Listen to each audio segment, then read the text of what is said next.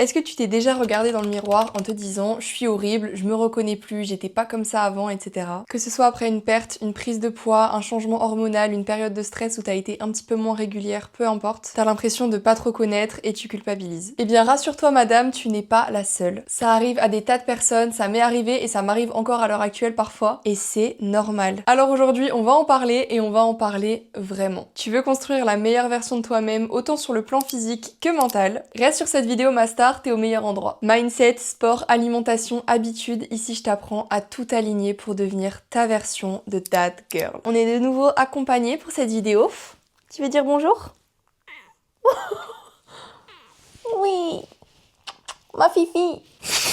Ah, le gloss et les chats, ça fait 25, et vraiment je ne conseille pas. Bref, j'espère que vous allez bien, que vous passez une bonne journée, que vous êtes en bonne santé. Personnellement, tout va très bien et je suis super contente d'être avec vous aujourd'hui dans cette nouvelle vidéo. Ma star, je te souhaite la bienvenue dans un nouvel épisode de Stronger Girl Era. La mini-série qui, j'en suis certaine, va t'aider à devenir celle que tu as toujours rêvé d'être. Ta nouvelle ère commence ici pour devenir plus forte dans ton corps, dans ton esprit et dans ta vie. Et pour l'épisode d'aujourd'hui, on va parler du fait d'apprendre à s'aimer.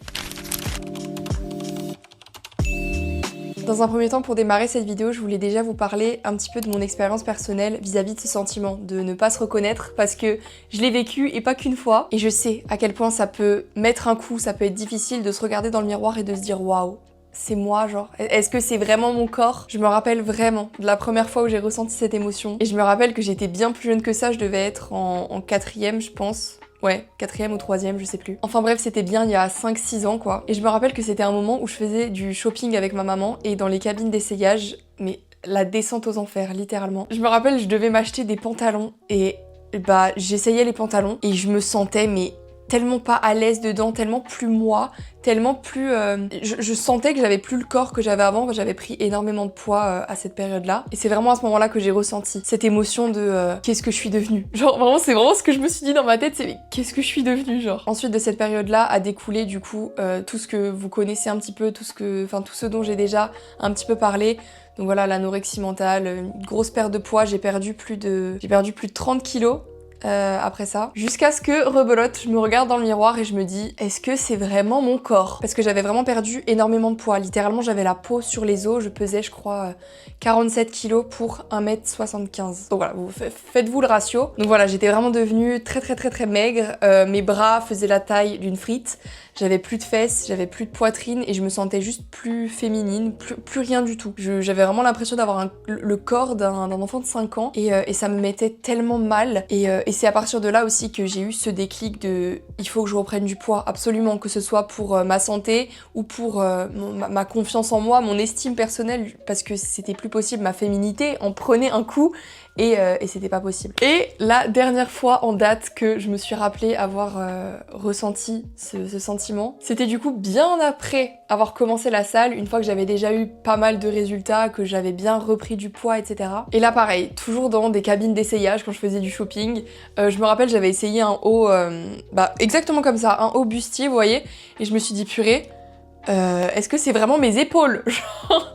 Parce que du coup, j'étais encore un petit peu dans... J'avais encore un petit peu la vision de moi-même super fine, super maigre, très fine tout simplement. Et juste de voir que je m'étais vachement élargie, bah ça m'avait choquée. Sur le coup, je me rappelle, j'étais choquée, mais je me suis dit ok, c'est bon, je suis déjà passée 1000 fois par ce sentiment, je sais ce que c'est. Et je sais que aujourd'hui, à l'heure actuelle, mon corps est dans la meilleure santé qu'il n'ait jamais connue. Donc franchement, on s'en fiche. Et je suis très bien dans mon corps actuel, je suis très contente des résultats que j'ai, de tout le chemin que j'ai parcouru. Donc voilà, du coup sachez que je sais ce que c'est que de ne plus se reconnaître et de détester clairement le reflet qu'on voit de nous dans un miroir. Et donc je sais que c'est tout à fait possible de s'en détacher et de réapprendre petit à petit à s'aimer avec les changements pendant le processus, etc. Donc dans cette vidéo, je vais aborder 5 points essentiels pour t'aider à te sentir belle, à garder confiance même pendant le processus, même pendant les changements, même quand tu sens que t'es pas au top, que tu vois que ton corps change, etc. Bonne vidéo! vidéo. Le premier point qu'il faut que tu comprennes absolument, c'est que ton corps est perpétuellement en mouvement. T'es pas une poupée figée. Apprendre à s'aimer et apprendre à aimer son corps, c'est aussi savoir l'aimer, même quand il correspond pas à nos standards idéaux. C'est comme par exemple vouloir aimer une fleur uniquement quand elle est belle, quand elle est fleurie, quand elle est jolie, colorée, etc. Mais ne pas l'aimer quand elle pousse, quand elle perd ses feuilles, etc. Donc il faut vraiment que tu arrives à remplacer la vision figée que tu as de ton corps par une vision un peu plus évolutive, qui change, qui se modifie, qui évolue, qui régresse parfois et c'est normal. Et ça peut être à court comme à long terme, à grande comme à petite échelle. Et le meilleur exemple pour illustrer ça, c'est vraiment nous, les femmes, avec nos règles. En fonction de là où on en est dans notre cycle, qu'on soit dans la période de règles, dans la phase lutéale, folliculaire, l'ovulation, enfin bref, voilà, dans toutes ces phases, je pense que vous les connaissez un petit peu. Et ben en fonction de ces phases, notre corps, il est jamais le même, il bouge tout le temps, on n'a jamais le même ventre, soit on a le bas du ventre un petit peu gonflé, soit on se sent ballonné, soit on a le ventre tout plat, tout fit, tout bien. Et ça, c'est une chose, les filles, qui ne dépend pas de nous. Alors au lieu de se plaindre, de se dénigrer, de se dire non mais là j'ai mes règles, je suis moche, j'ai des boutons, j'ai le ventre gonflé, etc. Au lieu de le subir, essayez juste de l'accepter et de lui donner de l'amour en fait à cette période, parce que c'est la seule chose dont vous avez besoin à ce moment-là. Et moi, il y a une chose qui m'aide énormément à accepter mon corps en période de règles, à m'accepter moi-même, parce que bon, les humeurs, etc., on a tout le package. Bref, il y a quelque chose qui m'aide à accepter tout ça, et c'est vraiment juste le fait de le voir comme une chance. On a de la chance d'avoir nos règles, parce que ça veut dire qu'on a un corps en bonne santé, qui fonctionne bien, qui peut donner la vie, et c'est magnifique. Retenez bien que tout est une question de perception. Vous avez le choix de voir vos règles comme une fatalité, la pire période du mois, etc., ou de le voir comme une occasion de ralentir un petit peu, de prendre soin de vous, d'être à 100% avec vous-même, de vous donner de l'amour, et tout simplement de le voir comme la conséquence d'un corps qui fonctionne bien, qui a un bon système interne, etc. Et ce qui m'a aidé à comprendre tout ça aussi, et à comprendre que c'était une chance d'avoir ces règles, c'est parce que moi je les ai perdues. Je les ai perdues pendant plusieurs mois quand j'étais anorexique, et au début j'étais contente, hein. Au début j'étais contente, je me disais ouais trop bien, j'ai plus mes règles et tout, jusqu'au moment où tu commences à réfléchir et tu te dis ouais, imagine elles reviennent jamais. Bah, je pourrais jamais avoir d'enfant, ça veut dire que mon corps il est en mode survie, il est pas en bonne santé et dans le fond c'est pas ce qu'on veut. Donc oui, je le dis, c'est une chance d'avoir ces règles et c'est comme ça qu'il faut le voir, parce que si t'as pas tes règles, c'est que ton corps de femme ne fonctionne pas bien, c'est que tu peux pas donner la vie et bah c'est triste quoi. Enfin bref, tout ça pour vous dire que voilà, votre corps il change, que vous le vouliez ou non, et que ce soit sur une période d'un mois, que sur un an, va y avoir des variations. Parfois vous serez à votre prime, selon ce que vous considérez comme être le prime, et parfois vous vous sentirez un peu moins bien dans votre corps, et c'est normal, personne ne se sent bien dans son corps 365 jours dans l'année. Donc au lieu de vous critiquer, au lieu de critiquer votre corps parce qu'il change, remerciez-le plutôt de tout ce qu'il vous permet de faire. Vous pouvez marcher, vous pouvez respirer, vous pouvez manger, vous pouvez courir, vous pouvez faire tellement de choses. Le corps c'est une machine incroyable, donc remerciez-le juste pour tout ce qu'il vous apporte et ne vous dénigrez pas parce que vous changez, c'est normal. Le deuxième point, c'est celui de se détacher impérativement du résultat. Moi, je vois et je parle encore à tellement de filles qui me disent qu'elles auront confiance en elles une fois qu'elles auront atteint tel ou tel physique, une fois qu'elles auront atteint tel ou tel poids. Mais ce qu'il faut comprendre, c'est que la confiance en soi, elle se construit pendant le processus, pas une fois que t'as atteint tes objectifs. Par exemple, tu t'es peut-être déjà dit, oui, une fois que j'aurai perdu 5 kilos, je me sentirai mieux dans ma peau, j'aurai plus confiance en moi, etc. Et une fois que t'as perdu ces 5 kilos, bah finalement il n'y a pas grand chose qui a changé et au contraire tu veux même encore plus. Et moi c'est exactement ce qui s'est passé avec toute cette période d'anorexie du coup. Au départ je me suis juste dit oui, 1, 2, 3 kilos grand max et c'est bon, je serai ok, je me sentirai mieux, etc. Ça a fini à moins 30 kilos et plus mes règles, plus rien. Tout ça pour dire que l'humain est un éternel insatisfait et qu'il cherchera toujours quelque chose d'autre à redire, quelque chose d'autre à critiquer, à vouloir changer, etc. Donc non, c'est pas quand t'auras atteint tel ou tel poids que tu seras forcément plus heureuse, que t'auras forcément plus confiance en toi. Et tu sais pourquoi ? Parce qu'une fois que tu auras atteint l'idéal que tu t'étais fixé, et bah tu voudras toujours plus. Parce que l'humain est un éternel insatisfait. En fait, plus le temps passe, plus tu vas élever tes standards. Et encore une fois, c'est humain. Mais du coup, ça veut dire que tu peux pas placer le fait d'avoir confiance en toi sur le fait d'atteindre un objectif. Parce que ton objectif, il va toujours évoluer, ce sera jamais le même. Une fois que tu auras atteint quelque chose, tu voudras au-dessus, tu voudras autre chose. Et tu voudras modifier un petit peu ça. Donc ça veut dire que tu seras toujours un petit peu en course, en quête de cette confiance en toi et que tu la tiendras jamais pleinement dans tes mains parce que tu seras toujours à la recherche de plus, de mieux, de nouveau. Et finalement, c'est juste une course sans fin derrière un idéal qu'on n'atteindra jamais parce que il finit toujours par changer et parce qu'on prend jamais le temps d'apprécier ce qu'on a, d'apprécier le processus, d'apprécier là où on en est actuellement et être fier de tout ce qu'on fait dans le présent à l'instant T. Moi, il y a une chose que j'ai comprise, c'est qu'il ne faut absolument pas placer sa confiance en soi ou déterminer sa valeur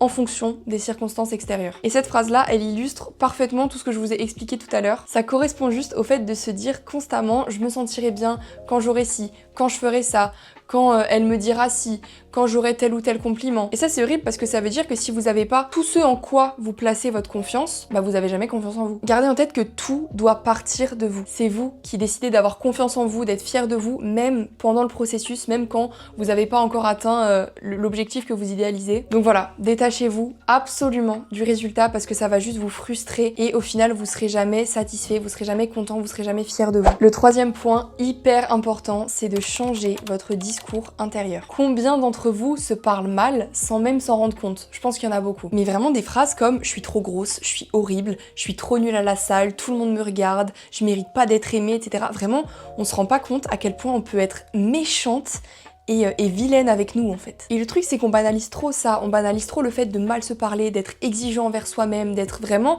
méchant et au final ça devient même normal d'avoir ce genre de propos. Et ça choque personne, genre. Retenez bien que votre cerveau, il retient tout ce que vous répétez chaque jour, il l'oublie pas. J'ai écouté un podcast la dernière fois qui parlait d'un système qui se passait dans le cerveau, vraiment j'ai plus le nom exact, si je retrouve je vous l'écrirai de toute façon, et si je l'écris pas c'est que je l'ai pas retrouvé. Mais en gros ça expliquait le fait que dans notre cerveau, toute la journée, il y a des milliers et des milliers de pensées, d'informations qui passent. Et comme forcément votre cerveau il peut pas retenir et se souvenir de tout ce qui passe dans votre tête toute la journée, et ben il y a un système qui va faire que votre cerveau il va se concentrer uniquement sur les informations qui reviennent le plus souvent. C'est pour ça qu'on dit souvent que c'est par la répétition qu'on apprend et qu'on intègre les choses. Mais du coup, ça veut dire aussi que si vous répétez tous les jours des tas et des tas de propos négatifs à votre égard, votre cerveau, il va les retenir et il va les intégrer comme vrais et vous allez juste vous persuader de tout ce que vous dites en fait. C'est pour ça que je le répète, tout part de vous, de vos pensées, de vos croyances. Donc à partir de maintenant, et c'est un grand conseil que je vous donne, faites attention à tout ce qui sort de votre bouche, à tout ce qui passe dans votre tête à votre sujet, et essayez d'identifier un petit peu les différents propos, d'identifier les moments où vous allez vous critiquer, et dès que vous vous rendez compte que vous êtes en train de vous critiquer, de vous juger, arrêtez-vous, stoppez-vous et reformulez votre phrase. Essayez juste de remplacer le jugement et la critique par de l'indulgence, de la bienveillance. Au lieu de vous dire non mais je suis trop nulle, j'y arrive pas, etc., dites-vous juste que vous êtes en plein apprentissage et que ça va venir, qu'à force de faire les choses, vous allez y arriver de mieux en mieux. Et si vous avez du mal à reformuler vos phrases et trouver des tournures un petit peu plus positives, ce que vous pouvez faire, c'est vraiment noter à chaque fois qu'il y a une pensée négative, une phrase négative qui vous vient à votre égard, notez-la. Et une fois que vous avez un bon paquet de phrases, parce que ça va arriver, prenez toutes ces phrases, mettez-les sur ChatGPT et demandez-lui de les reformuler de manière positive, indulgente, bienveillante. Il le fera parfaitement à votre place. Donc vraiment, pas d'excuses pour commencer à juste avoir un discours plus gentil avec soi-même. Le quatrième point, et pas des moindres, c'est de prendre soin de soi. L'erreur fréquente quand on se reconnaît plus, quand on n'aime plus son corps, quand on aime plus ce qu'on voit dans le miroir, c'est de se délaisser. On se maquille plus, on se coiffe plus, on reste habillé en jogging, on fait plus attention à ce qu'on mange, on se dit un petit peu foutu pour foutu, de toute façon je suis plus jolie donc ça sert à rien que je prête attention à tout ça. Et ça très souvent on le fait inconsciemment parce qu'on pense en fait juste ne pas le mériter. On se dit oui, à quoi bon prendre soin de moi si je me dégoûte, etc. Justement, c'est à ce moment-là qu'il faut que tu prennes le plus soin de toi. C'est dans ces moments-là de doute et de rejet de toi-même que t'as le plus besoin de bienveillance. Et personne viendra te la donner si toi-même tu te la donnes pas en première. C'est pas quand tu te sentiras mieux qu'il faudra t'aimer et te chouchouter. C'est exactement ce que je disais avant. C'est en t'aimant maintenant, même un tout petit peu, que tu commenceras à aller mieux, à aller de l'avant, à te sentir plus jolie. Donc maintenant, vas-y, pose-toi vraiment la question, est-ce que je m'apporte suffisamment d'amour? Est-ce que je suis suffisamment bienveillante avec moi-même? Est-ce que je me traite comme je traiterais la personne la plus chère à mon cœur? Et si la réponse à laquelle tu viens, c'est que non, je prends pas assez soin de moi, je me délaisse, etc., bah c'est pas grave. Le principal, c'est que tu t'en sois rendu compte, parce que ça veut dire que maintenant, t'es au courant, t'en as pris conscience et tu peux mettre des choses en place pour changer ça. Donc traite-toi vraiment avec douceur, avec amour, fais des petites choses qui te font te sentir bien, qui te font te sentir jolie.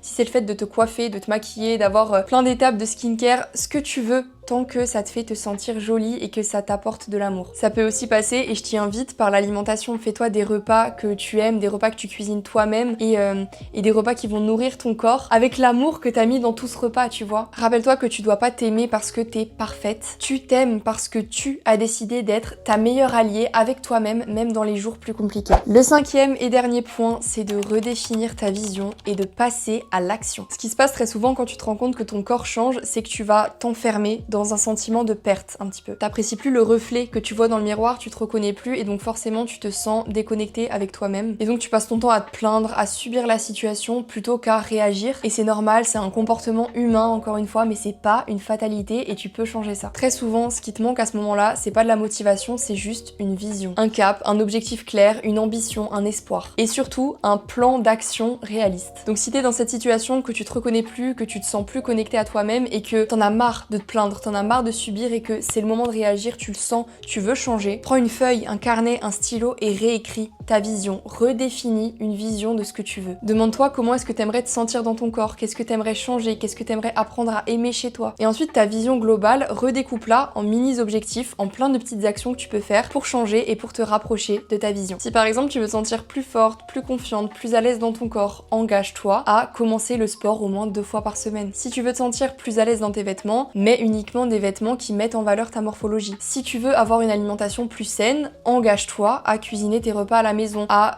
mettre dans ton caddie uniquement des aliments sains, bruts, non transformés. Et tiens-toi à tes engagements, parce que si tu tiens pas un engagement que tu te fais à toi-même, tu ruines ta confiance en toi. C'est exactement comme si tu demandais à quelqu'un en qui t'as confiance de faire quelque chose pour toi et qui te promet qu'il va le faire, etc. et qu'au final il le fait pas. Bah tu vas juste perdre confiance en lui. Bah c'est pareil avec toi. Si tu te mets des engagements, tiens-toi à ces engagements, fais les actions et tu verras que ta confiance en toi, elle va glow up de jour en jour. Et si tu sais pas par où commencer, que t'as l'impression d'être perdu face à tout ce que tu peux faire, tout ce qu'il y a à faire, que tu ressens le besoin d'être guidé et accompagné dans ce processus, c'est exactement ce que je fais avec mes coachés. Je peux t'accompagner, t'aider à redéfinir ta vision, comprendre tes blocages et mettre en place un plan d'action pour que tu puisses te rapprocher de tes objectifs, que ce soit physique, mental, t'aider à améliorer ton rapport avec l'alimentation, développer ton mindset, te sentir mieux dans ton corps et juste te sentir plus heureuse au quotidien. Pas pour que tu sois parfaite, mais pour que tu sois fière de la femme que tu es en train de devenir. C'est ça ma mission et c'est ça que je veux transmettre. Donc si tu veux que je t'aide, qu'on avance ensemble et rejoindre un groupe de meufs aussi motivées que toi à devenir la meilleure version d'elles-mêmes, autant sur le plan physique que mental, peu importe leur point de départ. Si tu veux enfin te sentir confiante, à l'aise avec ton corps, à l'aise avec l'alimentation, le lien pour rejoindre KS Coaching est dans la description. J'ai hâte de discuter avec toi et je suis certaine que tu peux devenir celle que tu rêves d'être avec un petit peu d'aide. Et voilà ma star, cette vidéo touche à sa fin. Pour résumer les 5 points que j'ai abordés dans la vidéo, rappelle-toi premièrement que ton corps est en mouvement et que c'est normal et que tu dois l'accepter. Ensuite, apprends à te détacher du résultat, c'est nécessaire si tu veux te sentir bien actuellement. Change ton discours intérieur, commence à te parler, à te traiter avec amour et bienveillance. Prends soin de toi dès maintenant, te délaisse pas, c'est maintenant que tu as besoin de toi, c'est maintenant que tu as besoin d'amour, de bienveillance, de te sentir jolie. Et pour finir, redéfinis ta vision et passe à l'action. Les choses elles vont pas se faire toutes seules et si tu as besoin d'aide, le lien pour rejoindre KS Coaching est dans la description. Bref, on arrive au bout, j'ai adoré cette vidéo, comme d'habitude je prends trop de plaisir et je suis trop contente de vous parler à chaque fois. Donc j'espère que la vidéo vous a plu aussi, si c'est le cas, n'hésitez pas à vous abonner si c'est pas encore fait et à la liker pour m'encourager. Et évidemment, si vous avez des questions, des remarques, des expériences à partager, faites-le en commentaire, j'adore vous lire et j'adore vous répondre. Sur ce, moi je vous fais plein de gros bisous, prenez soin de vous et je vous dis à dimanche prochain.